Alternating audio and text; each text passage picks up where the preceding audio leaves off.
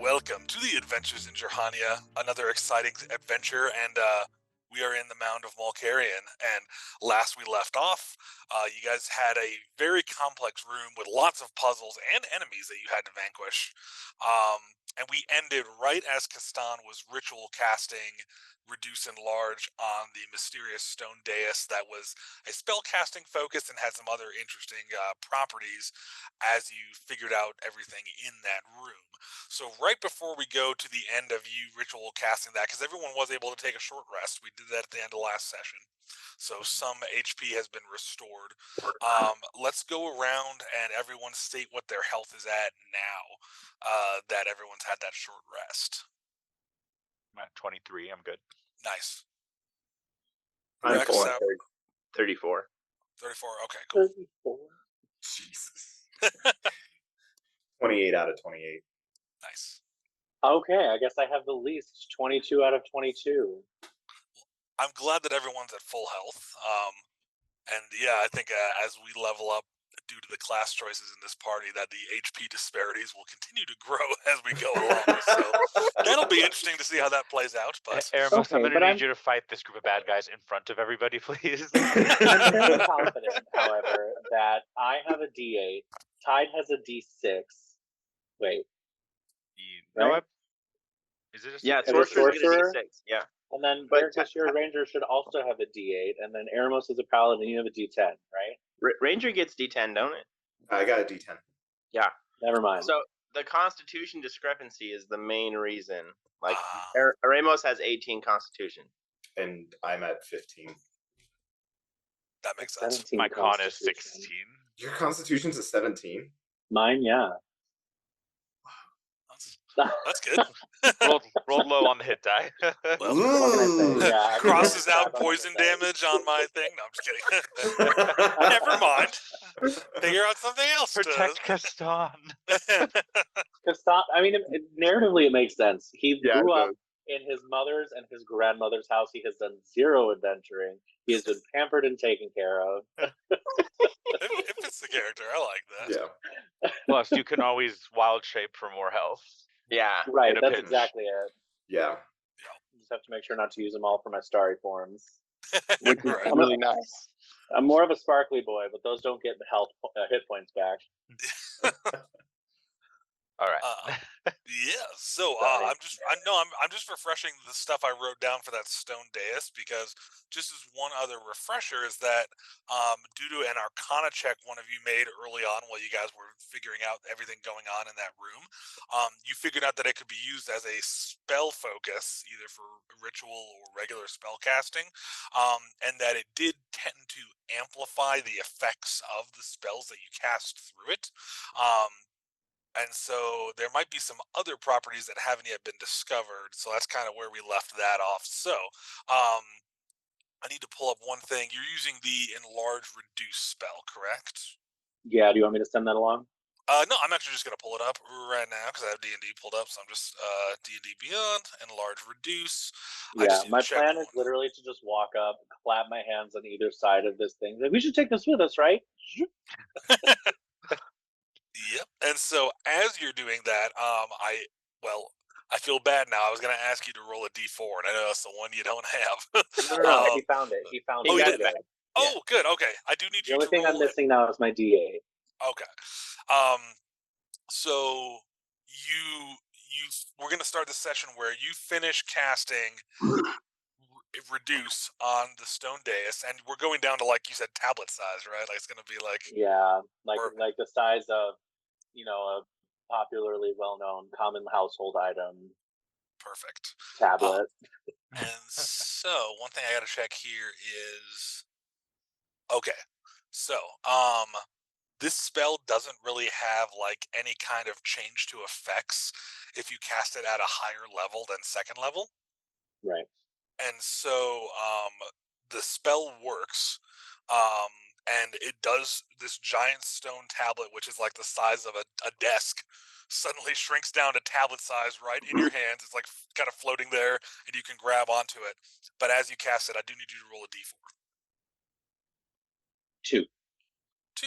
Okay, perfect. So as you cast it, shrink it down, it kind of glows like this weird silvery light for a second, and the light kind of coalesces over the surface of the dais, and then it shoots up and over you. And as it's kind of going down towards the center of the room, it starts to expand and kind of harden and take on a humanoid form. And I do need everyone to roll initiative. I did not. Yes, so we are going to have to start with a quick little combat. Hopefully, this will go quickly. Nat 20. Nice. That one. Oh no. Oh no. You are Cousin, so no. surprised. Well, we're getting the crits out of the way early on. That's good. I'd rather waste that one on initiative than anything else. That's true. fair. Yeah. Not waste. Yeah. Happily use. Don't judge me, dice. Happily used. So really You quick, I'm did. just going to recreate that room you guys are in, where that stone dais was. It's just one individual that is appearing. Yes, one humanoid figure. Is it friendly? That is TBD. Oh, what am I doing? Sorry, I have two notepads now, and it's throwing me off. We got to use the graph paper. So let me write down initiatives first. So we got a nat 20 for Verkus, right? 25 total. Perfect. Okay, sweet. And the nat 1 was for Tide, right? For Kastan. Oh, okay. And so nat 1 comes out to, what's your initiative modifier? It's a 4 total. Okay, perfect. And what was Aramos at? 5 total. Okay. And Tide, what were you at, sir? 22. Okay. Yeah. So we are at We're opposite out. ends of the spectrum. While I'm mapping out the room really quick, Verkus, can you roll me a d20 for the other humanoid figure there? I rolled a 19. Perfect. So a 19, that's going to make its initiative. Oh. Sorry, y'all. We don't necessarily know that it's hostile yet. Yeah. Kastan doesn't even realize it's happening. Everything else that is like pooped out of this tablet has tried to kill us. So Well, this room, nothing's come out of this tablet yet. no, I think the shade it thing did. A shade, a Dementor-like thing, and then Did it come from yeah. the tablet? I Those thought it just came wasteful. out from the room It somewhere. came from the tablet. Yeah, Oh, that came from perfect. the Let's kill this thing then. Yeah. Okay, yeah, it's gonna die. There have been a lot of other things popping up from different places in the room, but Yeah. the Dementor guy came from the tablet. And there was a beneficial effect when I cast some divine magic. The daylight came from the dais Yeah. as well. Yes. That's true. Yeah. Quick thing, where would you all be standing in the room? So it was a circular room, just at the, I guess, designated north end is where that big grid was that you all saw, that it turned into an opening that you haven't gone through yet. Yeah. And then opposite that in the room was the entrance, like the hallway that you came through from the Mound of Mulkarian. So I have the humanoid in the center. I have Kastan standing where the stone dais was leaned up against the wall. Where is everybody else? Where was the stone dais and compared to the north exit or that new tunnel? Back and left, I So think. because it's a round thing, I like to think of it like a clock. It was at like the 9 o'clock position. Oh, okay. I'll send you guys a picture of with my new graph paper. So excited. we were short resting, so I think we would be short resting somewhere in between 9 and 12, I would assume. Yeah, for I sure. would. Yeah, I would have been at the actual exit, going deeper into the mound, just because that is where I'd be paranoid that something might charge in and I'm kind of the eyes of the party.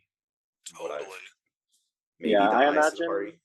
that like y'all were heading toward the exit. Well, I was like, but wait, But wait, there's more. let me get the tablet. Finishing our short rest and walking towards the exit. Right. Verkus probably split.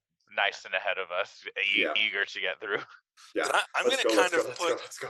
Here, I'm going to send you guys an updated screenshot. I put Verkus near that entrance, and then Tide and Aramos kind of close as well. Let me know if you guys want me to move you at all on there. Yeah, that's perfect.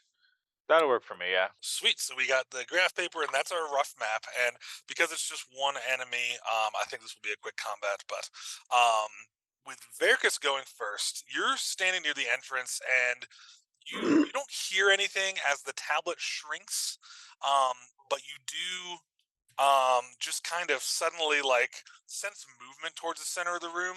Okay. Kind of as that light kind of goes up and then coalesces into a humanoid figure, it casts a very small shadow, and you're like, hang on, there's something there.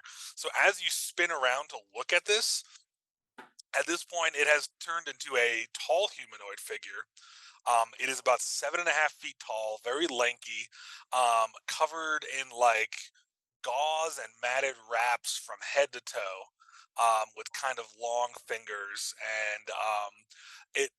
You're far enough away that you don't smell it, but you just get this vibe that like it might be stinky, and it looks just gross and intimidating. What do you do? Well, it's definitely out of my speed. I wouldn't be able to reach it. It looks like it's more than 30 feet. If we're going by each square is 5 feet. Actually, I was gonna go by, or yeah, each square is 5 feet, correct. So actually, Okay, it would so be 10, I'm about 20, 30, 40, 45 feet from it. yeah. I'm just gonna see that and just nope. Longbow. Nice. Yep, you can draw it as like kind of a free action and take a shot. Go for it. Okay.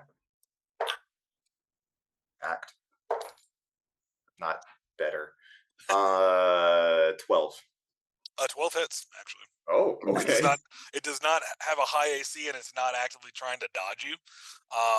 So yeah, this thing's just standing in the middle of the room, and you just knock an arrow and let loose, and it hits for sure. All right. In that case, I'm also gonna have Tavusa charge up my bow Nice. attack, so it's gonna do that extra D6 fire damage. Heat up that arrowhead. I like it. So that's gonna be 5 points of piercing damage and 4 points of extra fire damage. Okay. Did I say 5 or 9 for the piercing? You 5. said 5. I meant 9. I'm sorry. Oh no, that's cool. Because I add So- 5 to the damage that I roll. So I rolled a 4 plus 5 is 9. So 14 total. Okay. So and is your bow a magical attacker now? 13. I'm sorry. I can't math today. I'm sorry. You're fine. 13 total damage. So Okay. 13 total damage, 9 of it piercing, 4 of it fire. Yes. And I get to do some weird math on my end due to resistances and vulnerabilities. But is your piercing damage magical from your bow? No. Okay. So now let me hang on. Because the piercing damage gets half, but not the fire, right? The fire gets doubled. Yeah. So it basically works out to Tavusa! almost the same. So it's going to be, instead of 13, you deal 12 damage, and the damage type's just kind of reverse. So And I love Tavusa. yes. So that comes out to 12. So yeah, okay. So you hit it, and your arrow like doesn't go nearly as deep as you expect it to go in, but the fire like blossoms on this I like that word. gauze covered body a lot more than you expected. So you're like, well, that wasn't what I expected, but it looks like I heard it pretty good. So is there anything else you'd like to do for your turn after firing that very effective? And it looks like you knocked it down by about 10 to 15% HP with that Okay. one hit. So, Yeah, I think. or sorry, you reduced its total HP by 10 to 15%. Okay. Not knocked it down to 10 or 15%. That'd be way too easy. So Yes. yeah, you're like, ooh. I don't have anything else I can really do.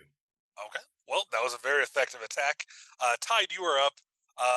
You hear a little as an arrow flies past your head, and as you turn to look, you see this creepy figure standing in the middle of the room with some fire on its shoulder and chest where the arrow hits. This creepy looking thing. Actually, Fire good, fire good, fire good. as a free action, Tide, with your scholastic background, I would like you to roll a history or religion check, please, whichever is higher. Just as a free action before your turn begins in earnest. 2. You said history or religion? Correct. They're both 2, so. Okay. Then I would lean more historical for Okay. to fit the narrative. I got a nat 1. Yeah, you have no idea what this thing is. I Right? probably don't see it very. I'm like, arrow? Yeah, you're like, arrow, enemy, fight. Okay, cool. Like, let's Can I try to figure it out again at the beginning of my next turn? Yeah, you can try again for sure. If we get there. Yeah. But yeah, you could be like the giant frog now and be like, "Fight, stop now, please, maybe." No, I'm just kidding. I'm just like, what the fuck is that?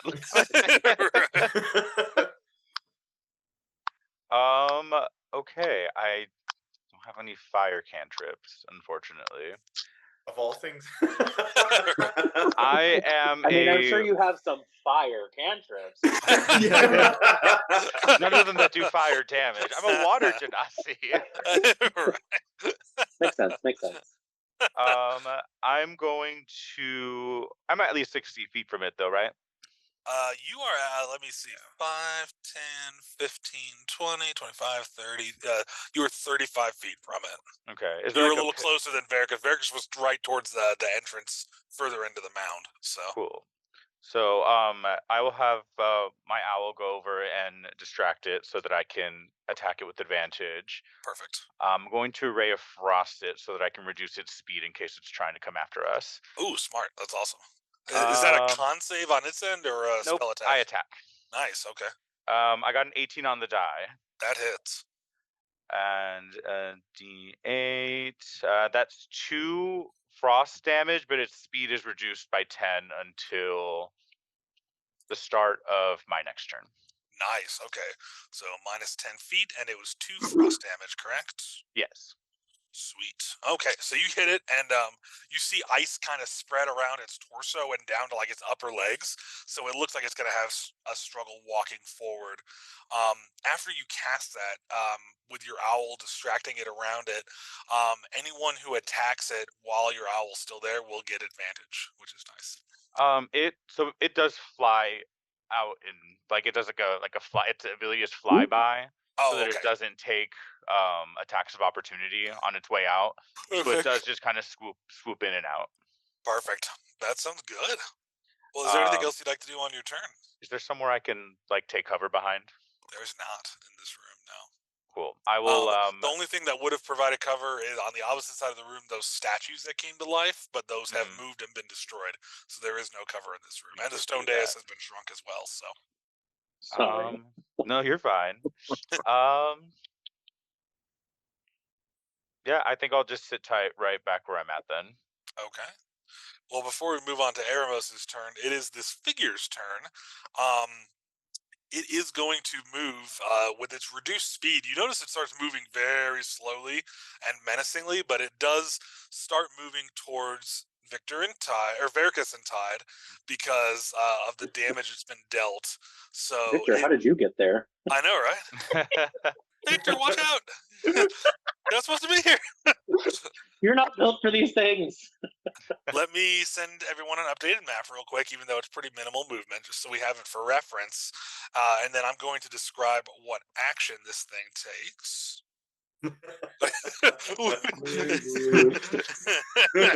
Oh, that's perfect. I'm gonna have to edit that into the video when we post this. That's fantastic. I love it.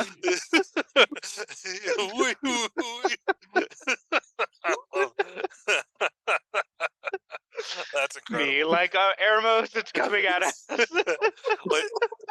you notice though, it only moves 10 feet. It's moving very slow and creepily. Sweet. It is going to. Oh, go ahead. No, I'm sorry. Go ahead.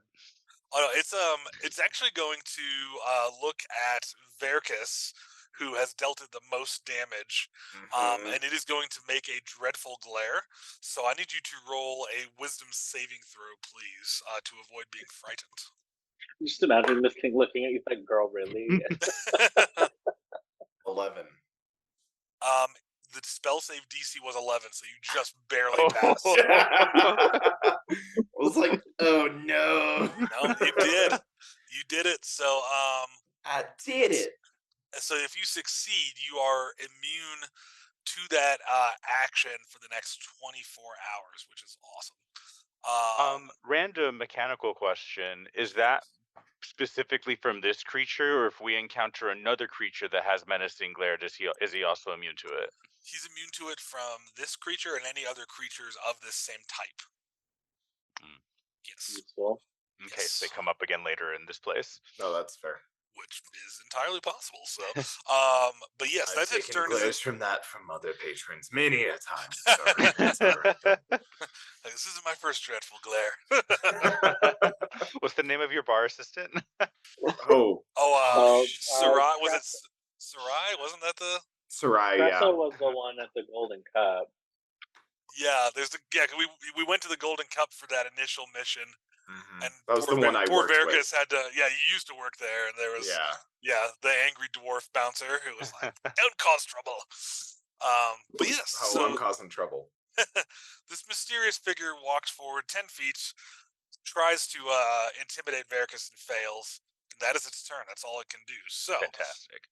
Eremos, you are up next. You are now with its movement. You are now 20 feet from this figure. What would you like to do? Where is Kastan? Wasn't he right up on the dais when he summoned it? No, if you look, so he's to like from the humanoid's point of view, which is facing the three of you. Yeah, on its left is Kastan by about 30 feet. So, but I'm looking fully the opposite direction. Right, and like you kind of like on your turn, I'm Kastan. facing the wall.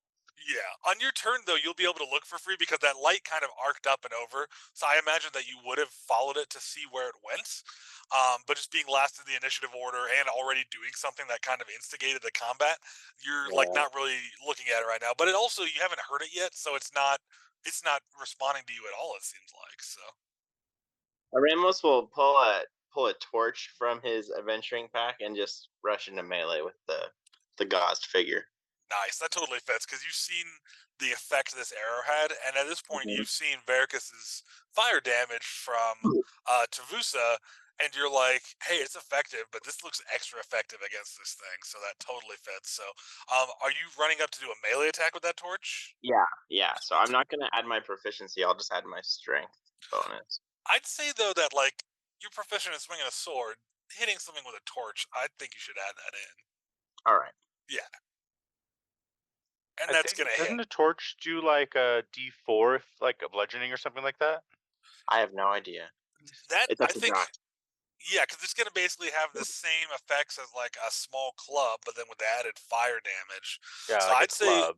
yeah, well, you definitely hit it, Eremos, and so yeah, I would do 1d6 fire, 1d4 bludgeoning, and we'll see how that checks out. So I'm gonna add my strength modifier too. Yeah, perfect. So that would be 9 total damage, 2 of which is fire, and oh, you mean 5 of which is fire? And 4 is bludgeoning. Yeah. 5 is fire, and then 4 is bludgeoning. Cool. So that works out to 12 damage because the bludgeoning is non-magical, so it's halved, and then the fire is doubled. So that turns out to another round of 12 damage, which is awesome. So, you smack this thing with the torch, and it kind of like it raises a hand very slowly and not nearly enough to dodge. So you just hit it basically on the chest where it's already been burned, and that fire just expands even more. So, it's looking like it's at about 40% total HP now at this point after 3 hits. So, yeah, y'all are doing great. So, that's my turn. Okay. I mean, and where my movement, I would be interposing myself between it and Verkus. Perfect. That's what I imagined. So I'll put that on the map there. That is awesome. Kastan, you are up. You see, this thing's appeared in the middle of the room, and it's moving towards your friends, and they've hit it with a couple attacks, and you have now a tiny stone dais, though, in your hands. So I have my tiny stone dais, and as that light kind of like parks over me, I'm like, wow. And then I look back, and I see like this thing get hit by an arrow, then hit with frost, and like creepily move forward, and then Eremos like swings at it with a torch, and I was like, what? And so what I want to do is like, well, I guess we're attacking. I'll try, and so I'll try and use the tablet to cast Thorn Whip on the creature to just like whip it and drag it. Perfect. Let me pull up the Thorn Whip specifics. Okay. There's an app for that. Your spells are just a bunch of apps on the tablet. Right. Okay. Yeah. You cast Thorn Whip. And so I need you to make a melee range spell attack against the target. Yes, I rolled a 19 for a total of 25. So that absolutely hits. Now, it looks like normally you would do 1d6 damage, piercing damage. But because you've cast it through the dais, I actually need you to roll 3d6 of damage. God. I can do that. Yeah. That's going to be a total of 11 piercing damage. Nice. And then it needs to make a strength save, right? Oh, I'm sorry. If it doesn't get a chance to do smaller, that. Yeah, you pull it 10 feet closer to me, so I do that. Okay. Cool. So I'm kind of just holding this tablet, and I'm thinking about casting Thorn Whip how I normally would, but I think it's just channels through the tablet. Yeah. So on the other side of the tablet, this like vine just sheets out, lassos around this thing's leg, and yanks it. Nice. Now, as you're pulling this thing 10 feet towards you, and you can see that your Thorn Whip really wraps in tight and like really hurts this thing. I do need you to roll a d4 though. One. A 1? Okay. So as you cast it though, out of the tablet another light shoots out, and another identical figure is summoned, standing adjacent to the one that you just thorn whipped. Guys, using the tablet's a bad idea.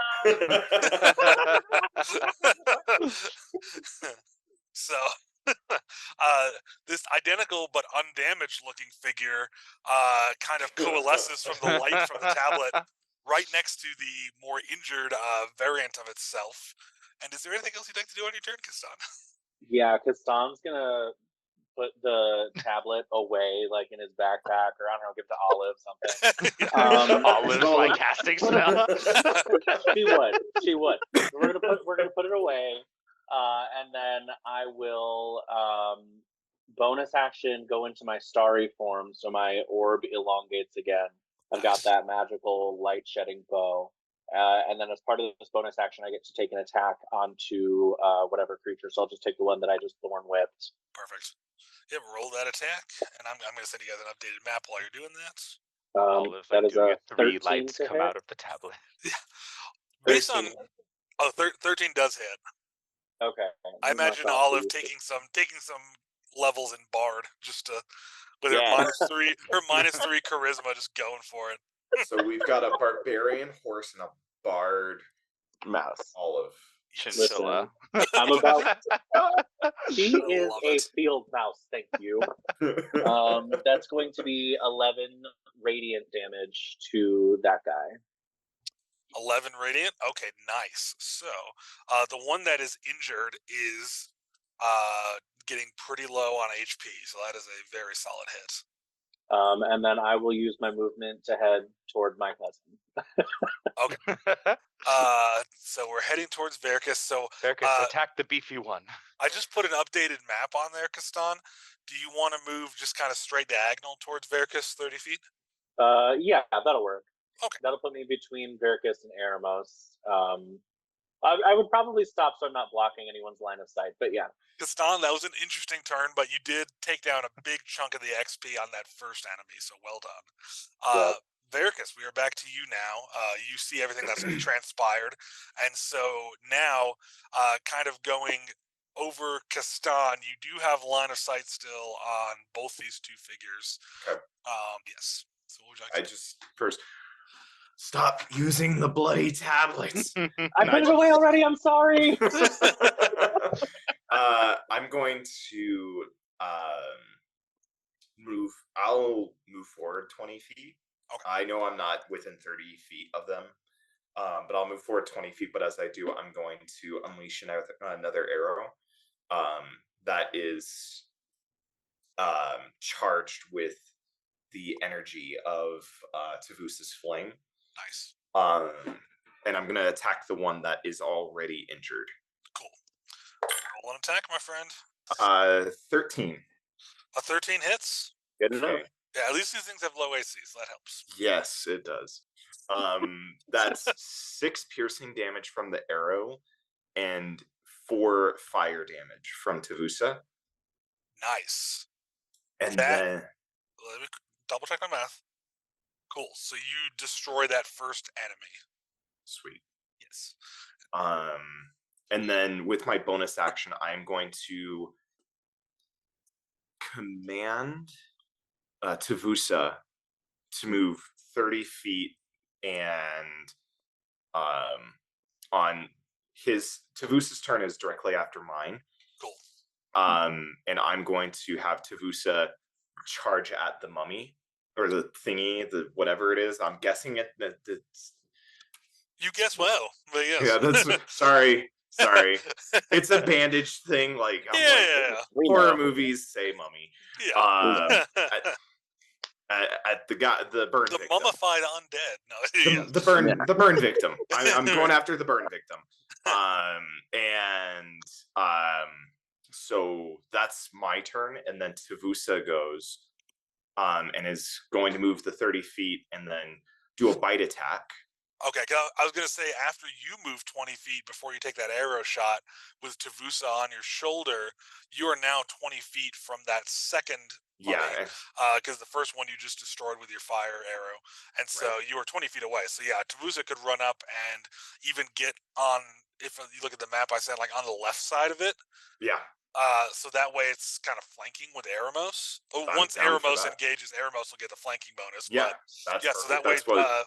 yeah, Tavusa can do the. I'm just gonna draw a little dragon symbol because we have T for tide already on the map. Yep. So I'm gonna draw a little dragon symbol, and that There will we be go. Tavusa. So yeah, make that bite attack. Go for it. And I did find out. I read into this a bit. Yes. His draconic essence actually does deal fire Very damage with its bite. Very nice. Very nice. So its bite is fire damage. Heck yeah. So And with a little bit of piercing or all fire damage. it is. So it'll be piercing damage plus fire damage. So I rolled a 16 to hit for Tavusa, That absolutely hits. and it's 3 points of piercing damage and 2 points of fire damage. Okay, nice. So that comes out to 5 damage total with the breakdown of resistance. It's kind of like just yang, yang, yang, yang. Yeah. A 9. Yeah, Tavusa runs up and bites it in the leg, and you see a little bit of like it's like when you put a lighter under a piece of paper, how it kind of like turns brown, and then it just kind of like it's like that for just a little bit on the bandages around where he bites it. So it's like a little I don't know bit why, of like, but I just envisioned like a really annoying chihuahua just like going after it. It's like bites on the ankle and holds on as he's trying to get shaked off. but with little Obnoxious tiny little dragon thing. wings. Yeah. I love it. Well, this second creature, mummified undead, it has taken 5 damage, so that's awesome. And Verkus, great turn, and we will go to Tide next. Cool. I will have my owl come down and give me advantage on my hit. I'm going to do. Seems like it's already engaging with people, because it doesn't really matter which one I use. Sorry, so far it is engaged just with Tavusa.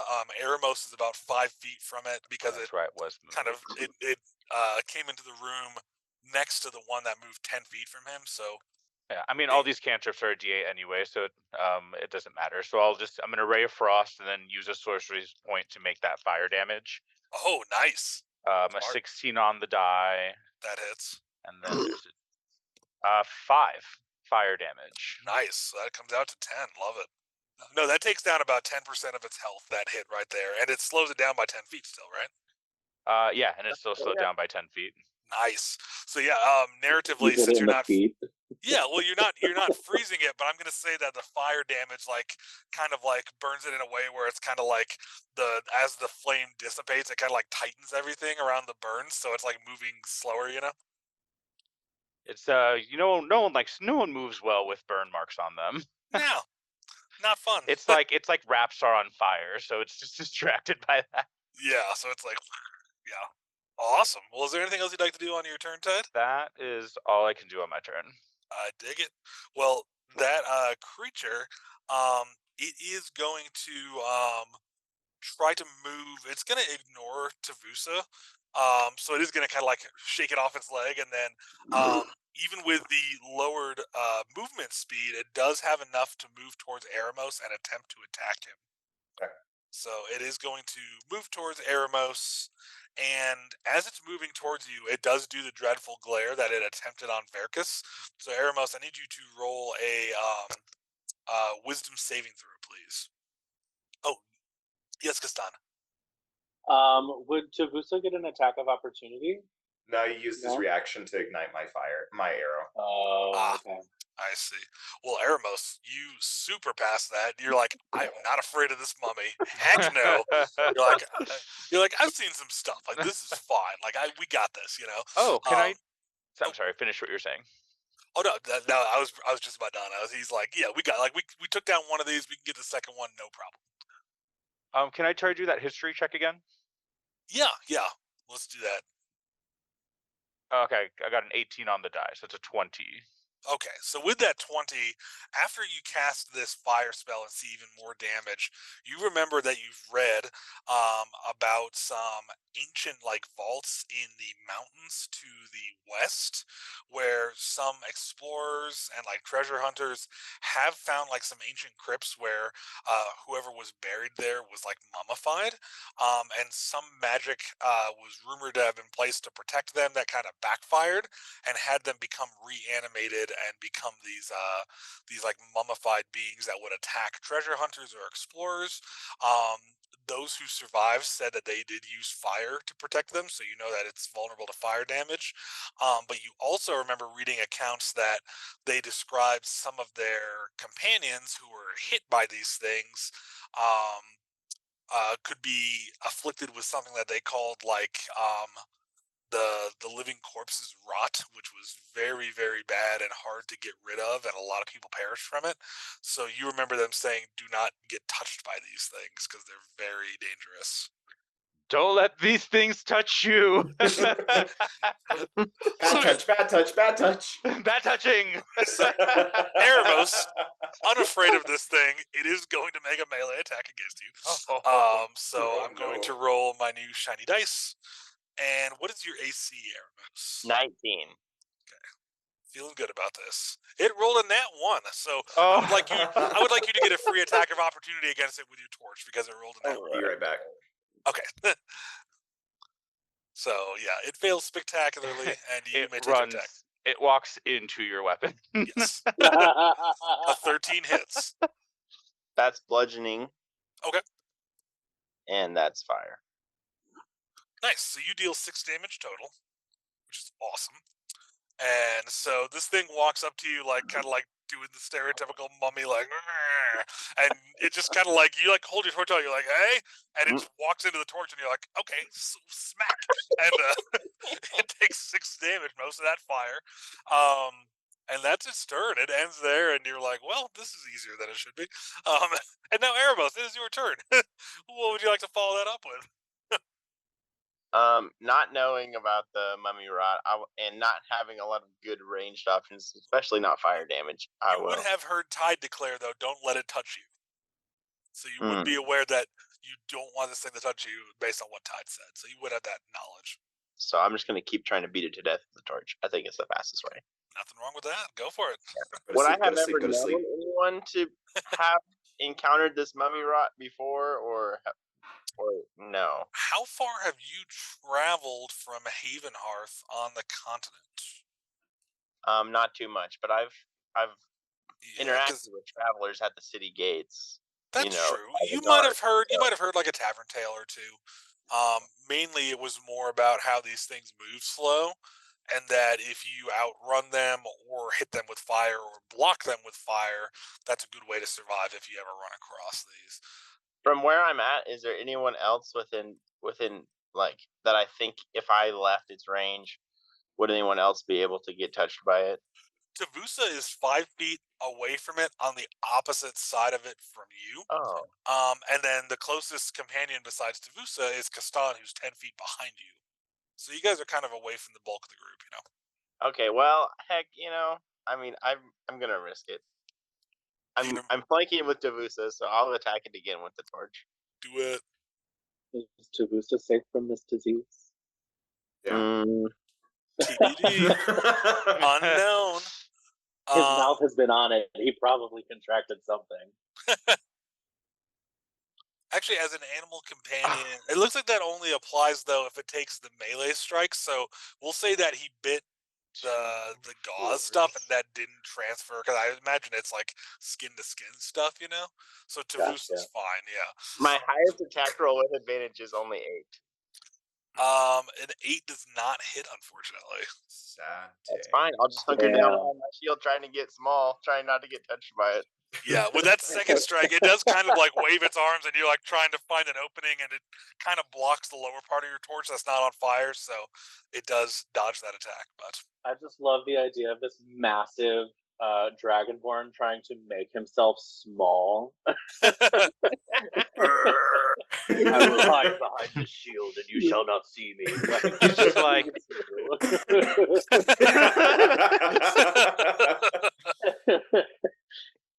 But Arrow, still good turn. You dished out some damage, and you're there next to it. And because you're taking a defensive stance, I will give you +2 AC until the start of your next turn. Okay. Okay. And that brings us to Kastan. It is your turn, my friend. What would you like to do? You are 15 feet from this second mummy. Okay. I'm going to Thorn Whip from where I'm at. Using not the tablet, but your own just Not the regular spell tablet. casting. No, using my own regular spell casting. Yeah, I rolled it to 10. So I don't think a 10 hits. No, but because, well, I would say that with Eremos and Tavusa on either side of it, kind of at like a 45-degree angle to where you're attacking from, plus with Tide's Owl, I think that you should get advantage. I will not argue with you, DM. Unfortunately, with advantage, my roll is still a 10. No. Oh Okay. gosh. So you cast out your Thorn Whip, and as this thing's flailing to keep Eremos' torch at bay, Hand of Dinrock. yeah, it just kind of like slaps it out of the way, and it I dodges. think the I'm Thorn more Whip. concerned about like maybe my Thorn Whip caused this monster to show up. Is it my fault? Did I do this? So I'm a little hesitant to cast it. And so instead, I'll go ahead and fire off a shot from my star bow. Cool. And do that with advantage as well, due to that flanking bonus I just mentioned. Wow. 12 to hit? That hits. Oh, God. We've Okay. all been having some poopy rolls. The second one, yeah. As we said, the Mound of Mulcarian is I'm just like, mysterious you and guys- magical. don't touch it. And everyone's freaking out about it. Like, Run! That's going to be a 5 radiant damage total. Nice. And then I will. You observe that your radiant damage hits it, and it staggers back the normal amount. So you're like, you feel like you did full damage with that. Okay, and then I'll probably move up to be. Is Virkus still in the same place? Virkus and Tide? I think this is in the most updated map I showed you. Verkus moved 20 feet forward to fire that arrow, so he's actually standing to your right, and then the mummy's in front of you 15 feet. So Verkus is right next to you. I'll probably move up to be closer to Tide then. Tide's actually behind you. Yeah, Okay, then Tide's the where I'm furthest at. one back from the mummy, so you could move closer to Eremos if you wanted, or stay in position. No, I'll just stay where I'm at. I thought I was a little further out from where Tide was at, but if I'm right next to Eremos and Tide, I'm good. I haven't moved. Or I'm sorry, Verkus and Tide. Correct. And Tide. Yep, you're good. Well, solid turn. You dealt some solid radiant damage to it, so we are back to Verkus. What would you like to do, Verkus? You are 15 feet from this mummy, and it looks like it's at about 60% overall HP. 60. Okay. Could you do that thing with Tavusa where she like heats up Eremos's actual weapon? Do you have that thing where you and Eremos trained together still? I have mine. I still have 2 more. Yeah. That was the uses where you give the other person a free action, or was it like a bardic inspiration An bonus? additional action? It was the free action, yeah. Nice, okay. Because we discussed that it would be a bonus action to have Tavusa do that extra breath, correct? Yeah, but I also am of the opinion that, like, animal companions, especially because yours has this magical bond with you, that, like, the initiative of the two of you, I know that normally it'd be like their initiative is right after yours. I would say they'd be interchangeable. So, like, Okay. if you wanted to kind of, for starting your turn, initiate Tavusa taking the remainder of their turn, and then it jumps back to you completing your turn, I'd be okay with that. Okay. Because you guys are, it's less that they're going right after you narratively, and more in my mind that you guys are working in tandem. Okay. Yeah, I get that. So I'll have really quick like Tavusa do that using my bonus action, kind of command Tavusa to run over and breathe the lasting flames on Aramos's main weapon, and then return back to that flanking position. And then for my action, I'm gonna stay put and just another arrow, and this is just Nice. gonna be a regular arrow. Perfect. Because Tavusa moved that, actually, you could still get advantage from Tide's Owl. Mm-hmm. So yeah, go for that. And Okay. yeah, And- Eremos, your Morning Star is now glowing with magical fire energy for your next turn. So Okay. So really quick, because I'm using my bonus action to command that, and that is using Tavusa's action. Tavusa's reaction is the one that creates an infused strike. I'm on the opinion that's a lot for Tavusa to do. well, At Tavusa once? moved and then used that bonus action to infuse the strike. Yeah. So I'd say that's Tavusa's total turn. Yeah, that's fine. Yeah. Yeah. So I'm gonna roll to hit. I rolled a 25 to hit. That absolutely hits. That's not. Is that a crit or no? No. Okay. I add 7 to hit. Oh, nice. Okay. Damn. And then All right, Legolas, do you think? And then that's 10 damage. Just 10 regular piercing damage. Okay, so that will come out to 5 due to the resistance. Yeah. So, Yeah, but because it I have knocks, a 20 dex, so that's why it's that plus my proficiency. nice. Okay, so yeah, That's- that hits it for that knocks it down by 5 HP. Is the kind of end result damage? Is that about 50%? And Rex raises a great question: is that doesn't the infusion from Tavusa last 2 turns? So wouldn't your, or actually, well, I guess with an arrow, because each arrow you infuse gets fired. Yeah, That would it's have so to be the each turn. infused and the infused strikes. So we had the lasting infusion is where I have to use my bonus action to have Tavusa put that on for lasting 2 turns. The infused strike is the reaction that is actually in the ability. Yeah, and that is just a reaction, and it just sparks an attack. Nice. The infused flame one is an action on Tavusa's part, which Verkus has to use their bonus action for. Right. Which means Tavusa can't take an attack this turn, but I think it still has reaction. The reaction open. Yeah, and then usually I can have Tavusa use their reaction for the regular infused strike, which is just a quick extra 1d6 elemental damage based on what Tavusa is at that time. That makes sense. Yeah. I dig it. Well, again, after landing that arrow hit, there's no fire damage, and it sinks in to where you're like, man, if this was a regular target, like that arrow would be so much deeper and causing so much more damage. But you still notice it looks like it's about half HP. It's burnt. It's moving slowly, so you're confident that you did some solid damage. So, Verkus, are we good to move on to Tide's turn? Sweet. Tide, you've seen another arrow strike this thing. It looks like it's about half health. What would you like to do to it next? I think I'm just gonna do the same thing with my transmute spell. Nice. And burn my last sorcerer point there. To do fire. Yeah, to make it into a fire. Nice. But it says when I cast a spell, I can use a sorcery point. So yeah, and I'm not gonna take advantage on it because I want my owl to help people get out of there, so that the thing can't attack them. Smart.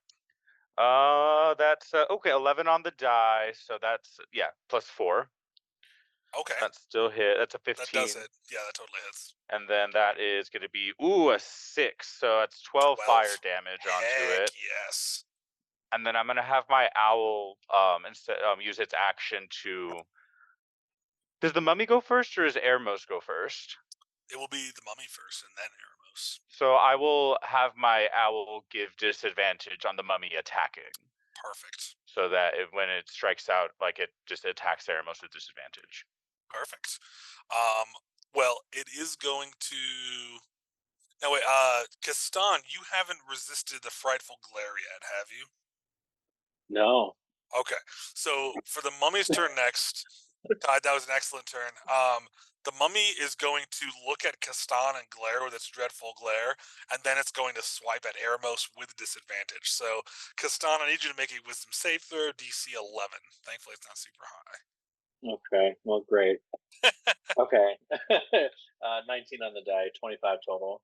Cool. So you're like, I've never seen anything like this before, and it's scary, but you're like, we got this. Like, I'm like sketching a little, like what it looks like.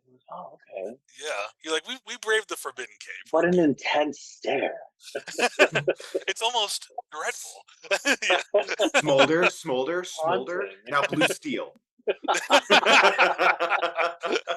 I'm just imagining the mummy, no lips, having like. Just a weird little jaw. Like, yeah. Awesome. Well, the mummy realizes it's not scaring any of you guys pretty much, so it turns and it's going to raise a hand at Eremos, but the owls around it is kind of like, so it makes a very staggered little attack here. And you're with your defensive stance, your DC is like 21, right, Rex? Yeah. So this thing has a very low chance at disadvantage of hitting you. Oh, it rolled 2 15s, which is comes out to a 20, a dirty 20, which is not enough. I'm glad you took that defensive stance because it would have hit you otherwise. It's because you made yourself small. Yes. Yeah, I picture actually Eremos just taking like one step back, and you're like, wow, that was just enough. Like, it doesn't hit me. He just like leans out of the way, just like slightly. Oh, that's awesome. Well, Eremos, it is your turn now. You're like, wow, this mummy is I don't want to touch it, but it's also not very fast or very strong, so this is cool. So, what would you like to do, Eremos? Or keep in mind your morning star is glowing red with 1d6 of extra fire damage. Yes. Noticing that, I will pull it out and attack the mummy with it. Am I still flanking with Tavusa? No, because Tavusa moved up to infuse a weapon, so this will be a regular attack. And but then you move back. Yeah, I had to move back because it's only like 10 feet to move. True. And he's small. You are flanking. Forget what I said. So's Eremos. Yeah. Eremos is basically Tavusa size. They're twins right now. We don't even know which one's which. Tavusa comes in 2 colors. Okay. So, you hit it with your mace, and describe how your morning star strikes this thing. So I'm like small behind the shield, and then I just lean and narrowly avoiding the rotten fist. Like, whoa, where did that dragonborn come from? And then I just like reach around and kind of pop it, give it like a sideways jab with the morning star that's glowing with fire, and it does 7 piercing and then 2 fire. Wait, did I do my math 3 right? plus 4, 7. Yeah, 7 damage total, exactly. So, it was you knock down like half of its remaining health. So it's not got much left, and so. Then I'll use action surge. No, I'm just kidding. I'm you could. I wish. Yeah. But no, so you hit it down, and it's got really low health. Like, as you jab it in the side with the morning star, it like flinches and like flame just shoots up its side and burns it. Like, you did a really good damage. So. And then I'll do the same thing I did, trying to like sort of cower behind the shield and like lean the other way now. Nice. We'll keep that +2 AC going for now. Castan, you are up next. And you have 15 feet away from this mummy, direct line of sight. What would you like to do? Castan feels that he's had a lot of success with this, so he's going to go ahead and just use his starry bow. Nice.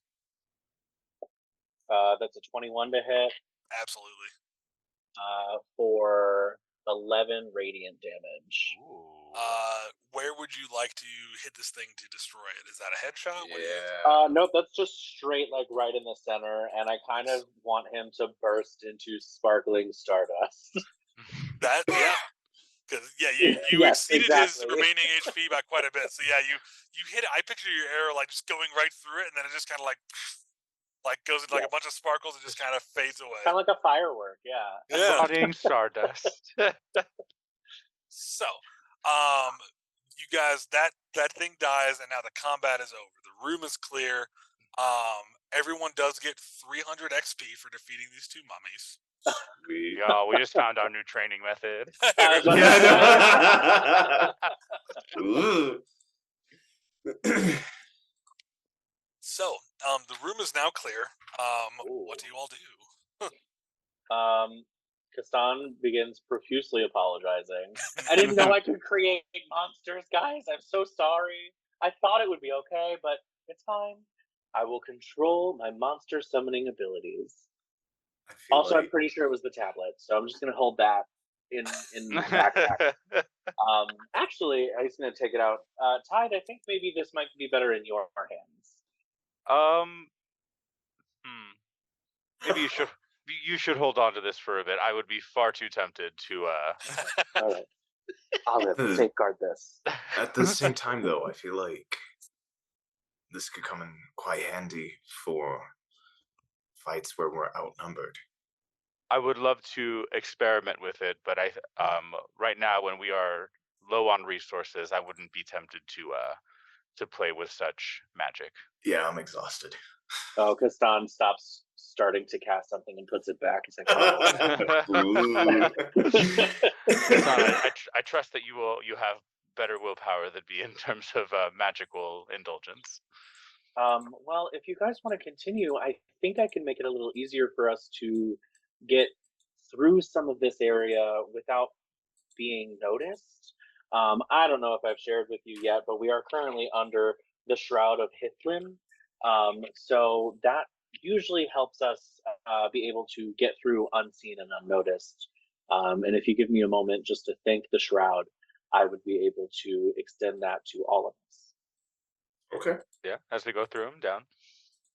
So Gaston pulls out his starry map, the dome comes up, and the one constellation that is the Shroud of Hithlin starts to illuminate brighter than any other stars you see on the map. And Gaston's just sitting there holding his map, like staring at the constellation. As far as you know, he just looks like he's stargazing. And then shortly thereafter, the star map fades away, but you notice it gets a little darker in here. Everything dims just a bit. And specifically, shadows start gathering more around our feet and muffling like armor and weapons and stuff. So I just cast Pass Without Trace. Nice. Nice.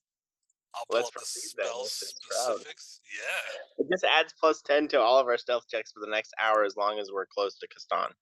Nice. Yes. You got to be within 30 feet, right? Yeah, I don't remember the range, but I think it's 30 within feet. 30. Yep, within 30 feet of you. +10 bonus to stealth. Can't be tracked except by magical means. Yep. Sweet. Awesome. What do you guys do next? Do we proceed sneakily. Yeah, let's go forward. I'll take the front if that's all right with you. Kastan will be somewhere happily in the middle. I'll be in the back. Okay. All right. As you proceed deeper into the Mound of Mulcarian, so if you recall, when you got to the big round room that you were about to depart, you walked into this mound and we discussed how it's kind of rectangular from above ground. And so going into the dark entranceway, you thought, okay, this can't go more than like 30 feet, right? But you guys walked for a long time and eventually came straight forward, not down. And you eventually came to the room where all this stuff went down. So that was super weird. But going through this opening that you made by solving that grid last session, which, you know, in gameplay was a couple minutes ago, you notice that it's another stone hallway identical to the one you came through to get to this room, except it ends after about 15 feet. And the stonework remains the same, very deliberate, very clean, plain, unetched stones, but it turns into a spiral staircase that begins descending downward. And so we've discussed the order that you all move in. I assume you guys start going down. It's a pretty narrow passage. Like, two of you could get abreast of each other if you really kind of squeezed in tight, but it's more comfortable to go single file down this stairway. Just Cousin, do you want me to stand next to you, or should I be behind? Behind. Okay. Behind. I have your back. I'm sure you do. Now, keep in mind in here, it is pitch black, so who has dark vision? Yo. I do not. So Maybe any you shouldn't be in back. well, any for Tide and Eremos, do you guys? Oh, you have a torch, right, Eremos? Like you Yeah. can Oh, generate yeah. some light. Okay, so you guys are able to see. Now, as you guys are walking, no need to roll perception checks. Your passive perceptions are all picking. Oh, yes, go ahead. I was just gonna say that because my starry bow is active for 10 minutes, I'm pretty sure I still have like 9 minutes to go on this, and it Oh. sheds light Nice. in like 10 feet or something, and then dim light further.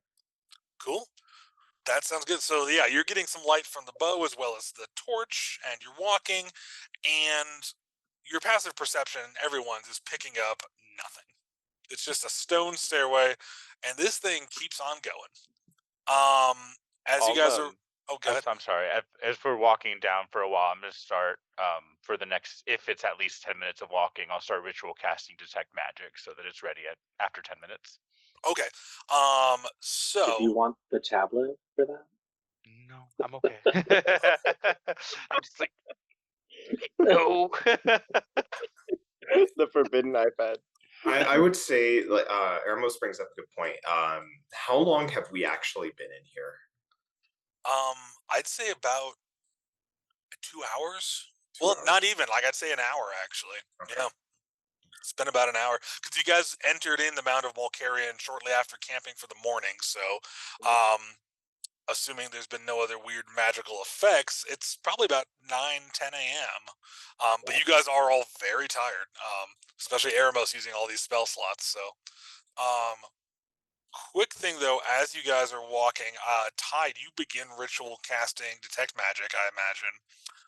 Kastan, your bow stops emitting light, so it has been at least 9 minutes that you've been going down this stairway. Okay. So as you guys are going down the staircase, Tide, you're doing a lot of stuff in your mind to ritual cast detect magic. You're whispering some incantations, you're doing some movements with your fingers, like you're kind of keeping track of time as you do this. For the I other know three, exactly how long it takes for the rune to like be made. yeah. Kastan's listening to the whispering, like, it's just like, what the fuck? But for Kastan and Vericus and Eremos, this seems like it goes on a really long time, and because it's just this staircase doesn't seem to change at all. It starts kind of messing with your mind because it Oh, just no. keeps winding. So I do need We the truly three. just walked into a trap. The three of you. The never-ending staircase. I do need No. the three of you to make wisdom saving throws, just because this is not. Bless This is you. yeah. This is not weird. So Eremos with a 16, you're not comfortable with all this, but you're like, okay, like you're keeping track. You're like, okay, Wick, we've been going down about 15 minutes at this point, and this is a lot, but like you're not panicking yet. Vericus and Kastan, what did you guys roll? I got a 19. Same for you, Kastan. You're like, oh, I don't like this, but like, okay, like nothing's too crazy yet. So 15. okay, same for you. You're like, Okay. all right, I'm getting uncomfortable, but I'm not, it's okay. So, Tide. You guys keep going down the staircase, and you're close to finishing ritual casting.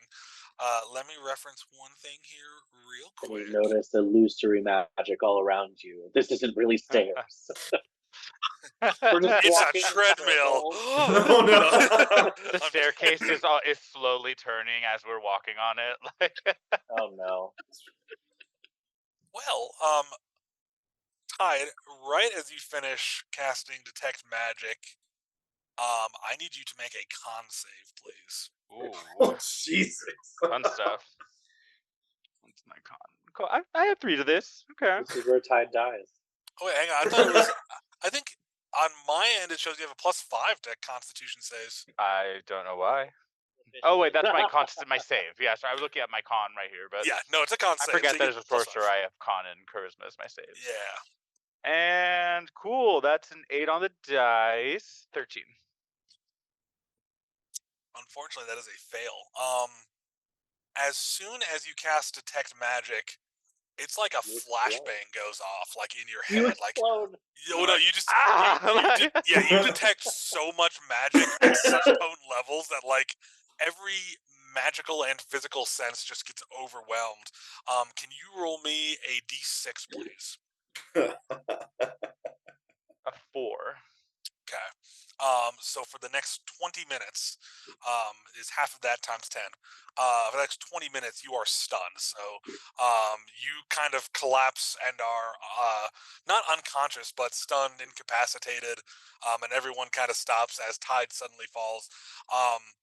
And Tide, to avoid taking damage, though, with that con save, you do kind of cut off the magic immediately, so you're no longer detecting Oh yeah, magic. I'm sure that like I lose concentration on it immediately. Exactly, due to being stunned. Yeah, so you wouldn't, because if you somehow managed to resist it, you would start taking psychic damage slowly because it's so powerful. It's like when your ears are kind of like you hear a really loud bang. It's like that, but it's like a magical sense. Is just like a loud vibrating pitch. I'm just like, I don't like this at all. It's like when I made the moon on accident. Yeah. So this is like, yeah, really bad. So the three of you see Tide kind of like Tumble tense into up and darkness. he doesn't fall, like he kind of like I falls think I'll against the like wall. fall against the wall and like Yeah. get cut and like just sink down. Since I'm in the back, I'll be behind him. I'll kind of like catch him under an armpit. Because Yeah. if he's stunned, he can't move, right, Josh? Correct. Yeah, I just put that on his character sheet on D&D Beyond. So with stunned, so a stunned person is incapacitated, which means they can't take actions or reaction. They can't move, and they can speak falteringly. Automatically fails any strength and dex saving throws. Attacks against you have advantage. But thankfully there are no enemies around. But yeah, for the next like 20 minutes, you really can't move on your own, and you can barely speak cohesively. So rather than carrying him down the staircase as Ramos is already tired, I will like lower him gently to the stairs, take a knee, and say a prayer to Bahamut over him, and expend 5 points from my lay on hands to remove a status condition from him. That okay? So Oh. awesome. Nice. So It Tide, like centers my magical like frequency. I'm like, oh my yes, the loud, ever-present buzzing dies down. The flashing lights in front of you kind of dissipate, and you're like, okay, I'm okay. But holy shit, like that was you guys, wild. there's so much magic here. You just got rocked. Are you okay? I'm not. Thank you so much, Heramos.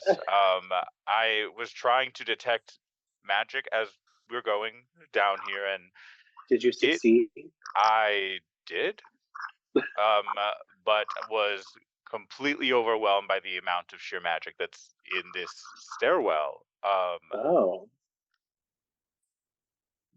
So we've been going for at least 10 minutes at this point. That's what it takes me to get this, and It's don't been know. about 16 or 17 minutes approximately. So We've just been Were you walking able to notice what kind of magic, or was it all sorts of different kinds? all of it. All magic. The answer is yes. Maybe actually, we should start poking and prodding around, because Dom starts taking his quarterstaff, like poking at the walls to see if there's doors. Tide. Actually, the word that jumps into your mind from something you've read is supernova. That's just the word that comes into your mind for like the intensity of all of it. You know. Yeah. Jeez. I'm going to, as we were, since the corridor was so tight, I had my owl into its pocket dimension. But I'm gonna have it independently go down the staircase without us. Okay. And I'll be looking through its eyes to see what does it come back away? Can it? And if it's past the 100 feet away from me, then it'll obviously disappear. But if it's not perpetually going down, then I guess it wouldn't get 100 feet. I want to test out the dimensions of this staircase. So Tide, yeah, you send your owl forward, and it flies for like another 5 minutes, and this staircase just keeps on freaking going. But your owl has really keen hearing, right? Yeah.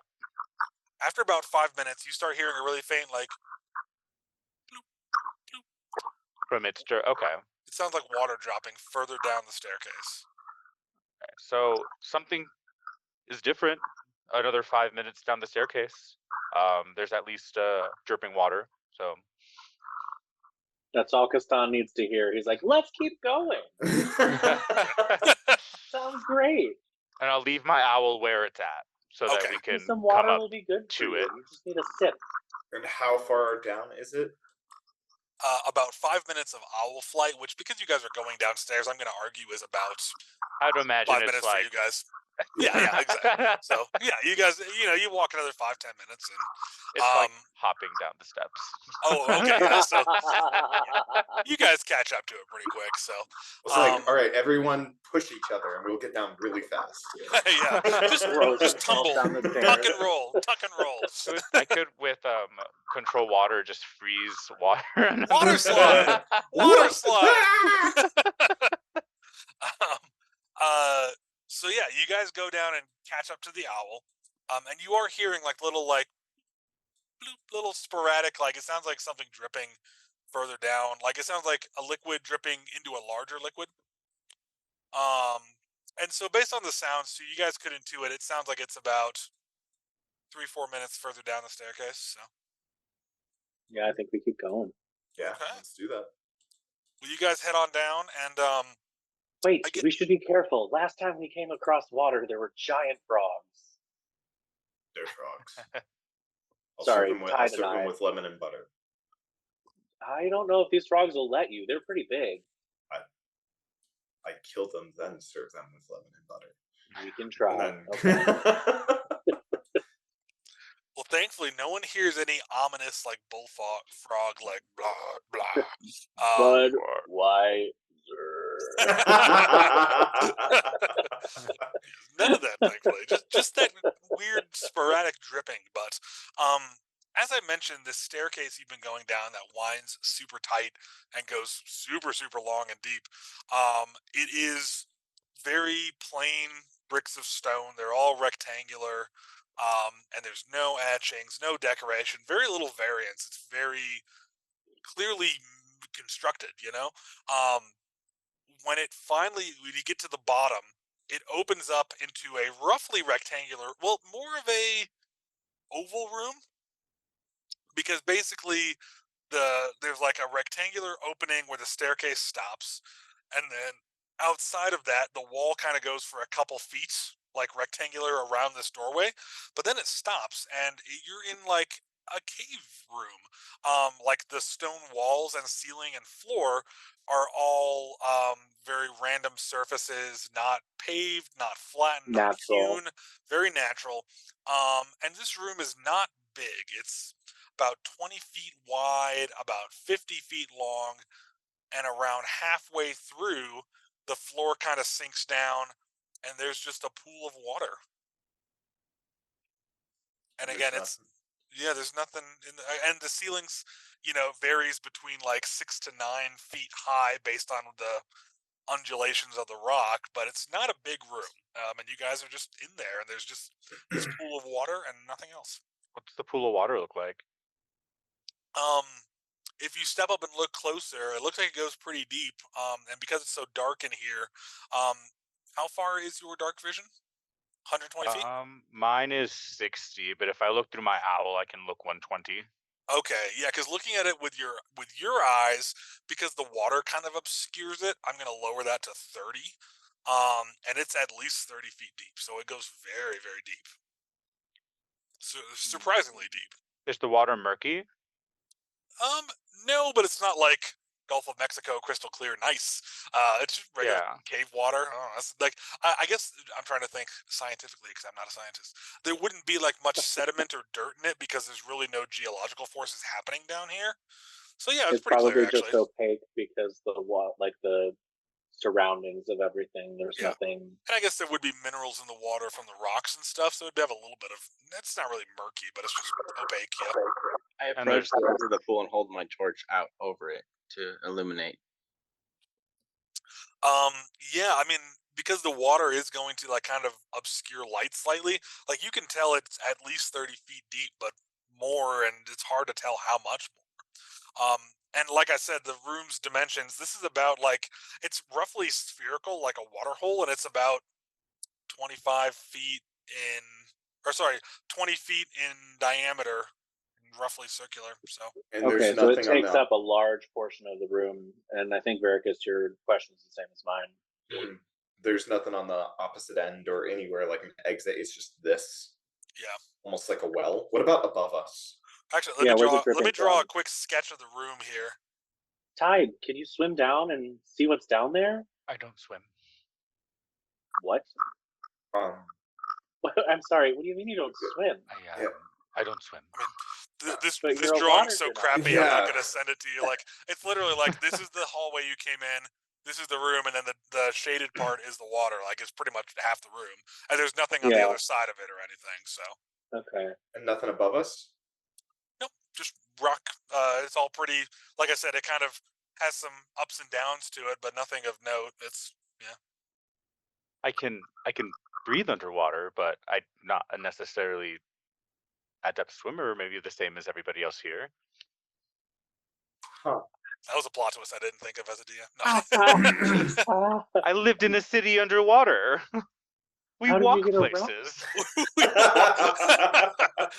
Not some free swimming fish that just shits in public water.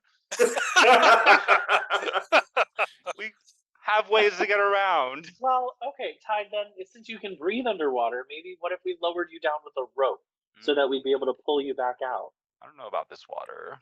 How is this water? I'll take out my bow and shoot an arrow into the water. I will taste the water. Actually, so two things. So, Eremos, as you go to taste the water, as you're preparing to, just roll me an investigation check to like check for basic safety and everything. And then Verkus, as you fire this arrow into the water, Give me a luck check to see what you hit. I was gonna say roll me an attack just to see like the strength at which you fire to see like how far it goes before it slows. This thing's really 26. Oh I rolled a natural 19. nice. And let me see what Eremos rolled.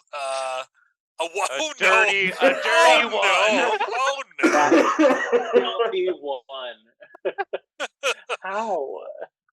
How do you have a -1? So Rex, with your dirty one. Looks good. You Mineral go to get water, to the it's water. great. You look at it and you're like, this has to be like putrid or unsafe to drink. You become very afraid to drink it with that dirty one. The water seems dirty to you. Yeah. As you're looking at this water and going, I don't want to drink this. Verkus, you fire an arrow in, just like you pull back all the way and you're like, and this thing just shoots into the water. Unfortunately, because your arrow is just an arrow, it disappears from view pretty quickly and moves at a very fast pace due to your strength. So, the range of your longbow, I assume, is like what, 120 feet? 150 feet. Based on the strength of your water or the arrow pull and like how fast it goes and how long you can track it, you're like, this pulls at least 120 feet deep. Oh, jeez. Yeah. And because the arrow flies quick and true and it disappears from view, like you don't see it like start to falter or slow down in the water. So you're like, wow, like this is deep enough. Like if it hit the bottom, you wouldn't hear it because it's underwater, and like it's far enough that you don't see it. So, but it did go in, and there wasn't like steam coming up like it was acid or anything. Nope. Okay. And actually, so again, Rex rolling a dirty one is like this water seems not safe, but actually, if the rest of you want to roll investigation on the water, besides that check, I'll pull some out with my shape water and I'll start like kind of like scattering it and see if it behaves like regular water. So I'm right there with Eremos. I got a 3. I'm like, you're right. That does look sketchy. I rolled an 11. So Verkus and Tide, you are both convinced that this is just regular water. Wait, I got a 15. Yeah, so you are very confident this is regular water. Kastan and Eremos are like, I don't know. That is death. I am not going in it. I will die. It is full of terrifying creatures. Not gonna happen. This seems that like is where the hand of Dinrak lives. No. This seems to be the only exit out of this room. Besides the way you came, correct. The only way forward, I should say, is this strained water hole. There's nothing else in the room. With those investigation checks, by the way, that would extend not just to the water, but around the room. There's nothing hidden. The rock wall's pretty uniform. Again, based on what happened in the staircase, detect magic would be a bad idea, but yeah, there's really no indication that there's any other way forward except this creepy water tunnel. So Our only choice is jump into this putrid water, and I grab Kastan by the arm.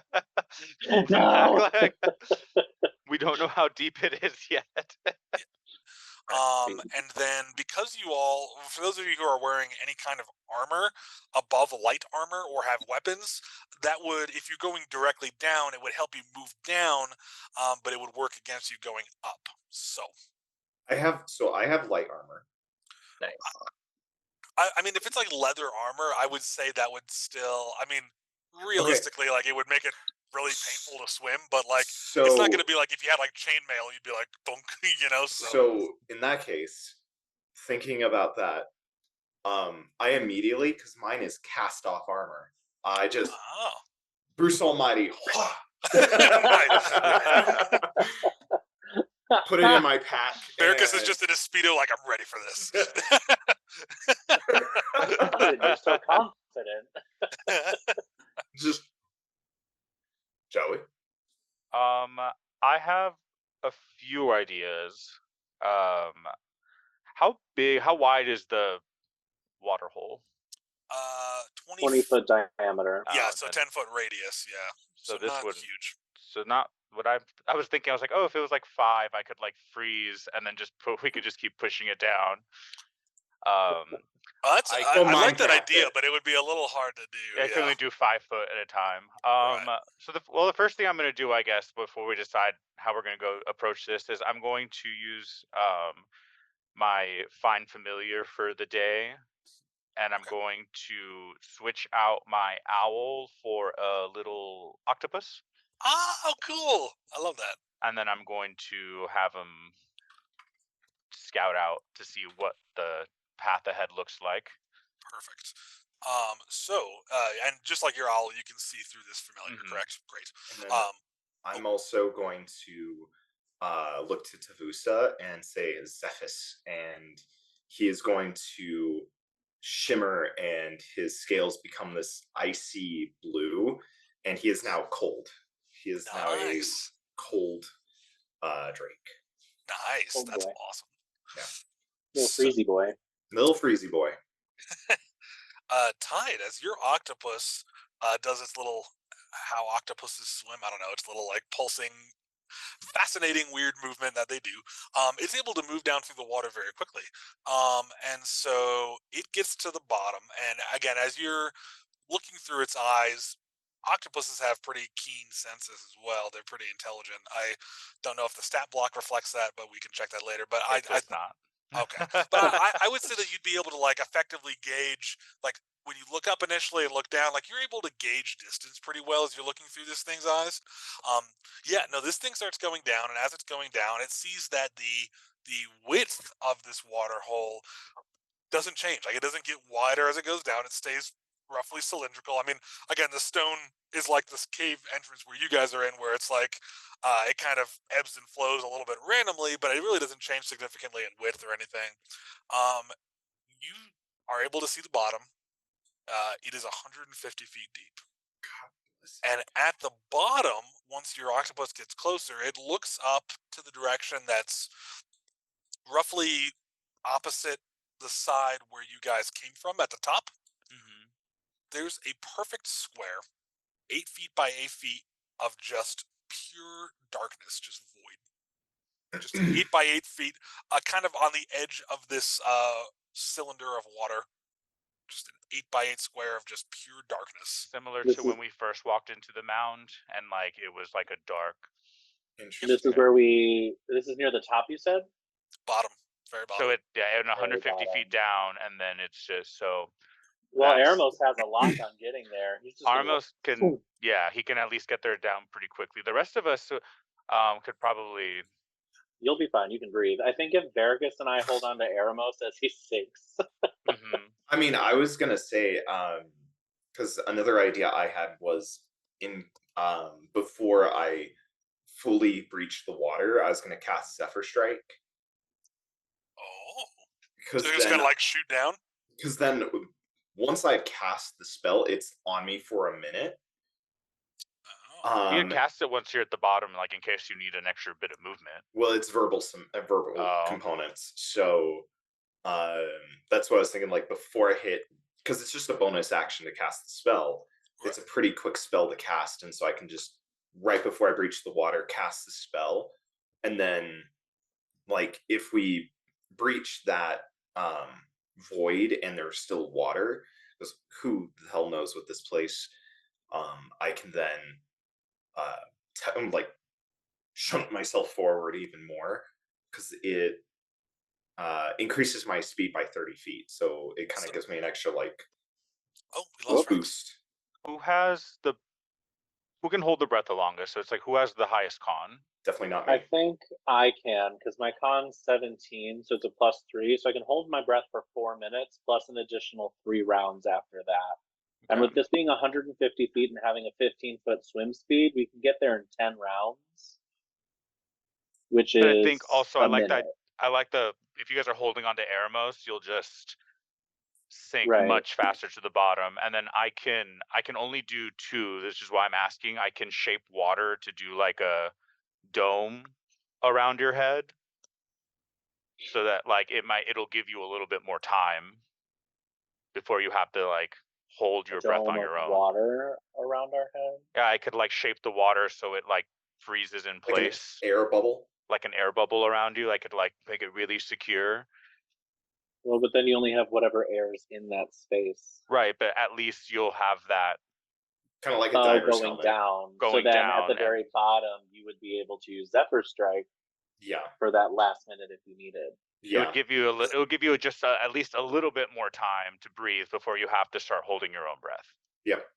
Yeah, because I checked just now on the character sheets, so you all actually have pretty good, like, Veracus can hold his breath for 3 minutes, Tide can hold his breath indefinitely, Kastan has 4 minutes, and Rex has, Eremos has 5 minutes, based on your con mods.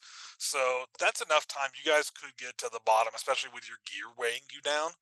You could totally get there with another minute or 2 left of being able to hold your breath, you know? Can you put Olive in a little water sphere so she doesn't die? She's in with you. Like or she could be like Sandy in that episode of SpongeBob where they have to put on like she like wears the little like thing when she goes underwater out of her dome habitat. So yeah, so also I'll do that around Kastan and Veracus, so they at least have that much more breathing space before we can get down there, and then we can just go into that like dark place. So I tell them where it is. I'm like, it's straight down, and then you see this hallway. It's right there, but 150 down. Let's go into ready? the death water. I think you guys should tie yourself to Eremos. I say, hold on, and I grab them each by the hands and jump in. Yeah, I'm not going to tie myself to Eremos. Yeah. I just grab them. I just hold on to them. Yeah. Oh no! And you can at least let go. A minute right before I breach the water, I'm going to cast Zephyr Strike and use my last spell slot. I'll also hold on to Eremos so that I can like get the boost, and I don't swim. I mean, I can. Of course, yeah. So you guys go down You and want to use ritual should we take a break before we jump in? No. Yeah, do you guys want to take a 5-minute break real quick? Yeah, let's take a quick break.